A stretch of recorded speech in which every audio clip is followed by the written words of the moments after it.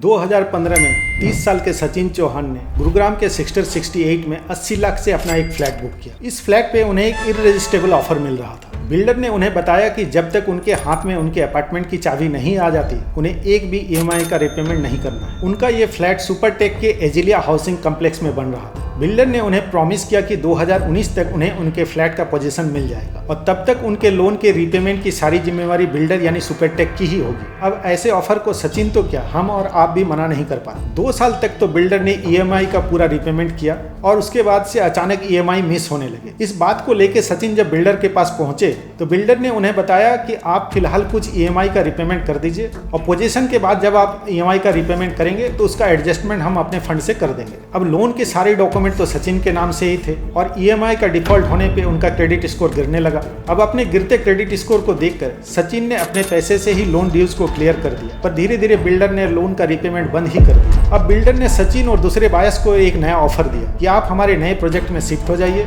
पर नए प्रोजेक्ट में फ्लैट का कॉस्ट पुराने फ्लैट से 30% ज्यादा है। सचिन ने यह ऑफर एक्सेप्ट नहीं किया। इस बात के आज 10 साल हो गए। सचिन ने अपनी सेविंग से पूरा लोन अमाउंट तो क्लियर कर दिया, पर उन्हें आज भी अपना फ्लैट नहीं मिला है। सचिन के जैसे हजारों लोगों के साथ ये स्कैम हुआ है और ये बात सुप्रीम कोर्ट तक पहुंच भी गई है। अब सुप्रीम कोर्ट इस घोटाले की पूरी जांच भी करवा रही है। अब वो इररेजिस्टेबल ऑफर जो सचिन को काफी इंटरेस्टिंग लगा था, कैसे उनके लिए ट्रैप बन गया समझते हैं। सबवेंशन स्कीम में परचेजर, बिल्डर और बैंक एक एग्रीमेंट करते हैं। परचेजर फ्लैट का 10 से 20% जो भी मार्जिन मनी है अपफ्रंट बिल्डर को पेमेंट कर देता है। बैंक भी फ्लैट वैल्यू का 80 से 90% जो भी लोन अमाउंट है वो अपफ्रंट बिल्डर को दे देते हैं। बिल्डर परचेजर को ये प्रॉमिस करता है कि जब तक उनके फ्लैट का पोजीशन उन्हें नहीं मिल जाता, ईएमआई की पूरी जिम्मेवारी बिल्डर की होगी। और क्योंकि ये पूरे लोन बायर्स के नाम पे है, तो बिल्डर जब भी लोन रिपेमेंट में डिफॉल्ट करता है तो लोन चुकाने की सारी रिस्पॉन्सिबिलिटी बायर्स पे आ जाती है। अब एक तो बायर्स के पास रहने के लिए घर नहीं है और लोन रिपेमेंट में डिफॉल्ट के चलते उनका क्रेडिट स्कोर भी गिरता रहता है, जिसकी वजह से उन्हें बिजनेस लोन भी नहीं मिल पाते और ये डायरेक्टली उनके इनकम को इफेक्ट करता है। अब ये स्कैम बैंक के करप्ट ऑफिशियल के बिना संभव ही नहीं है। कंस्ट्रक्शन लोन जनरली फेजेज में दिए जाते हैं, पर यहाँ पे पूरी अमाउंट बिल्डर को बिना कंस्ट्रक्शन स्टार्ट हुए ही दे दी गई है। इस स्कीम में सबसे ज्यादा स्कैम सुपरटेक ने ही किए हैं। 6 सिटीज में इनके लगभग 21 प्रोजेक्ट्स हैं, लेकिन सुपरटेक अकेला नहीं है। इसके जैसे 40 और बिल्डर हैं जो इस स्कैम में इन्वॉल्व हैं। इस स्कैम में बड़े बड़े बैंक जैसे ICICI, PNB और HDFC भी शामिल हैं। आपको जब कभी भी लगे कि कोई स्कीम है जो आपको हेल्प करने के लिए बनाई गई है, तो इसका प्रॉपर रिसर्च कर लें, क्योंकि 99% चांसेस है कि ये एक स्कैम ही हो।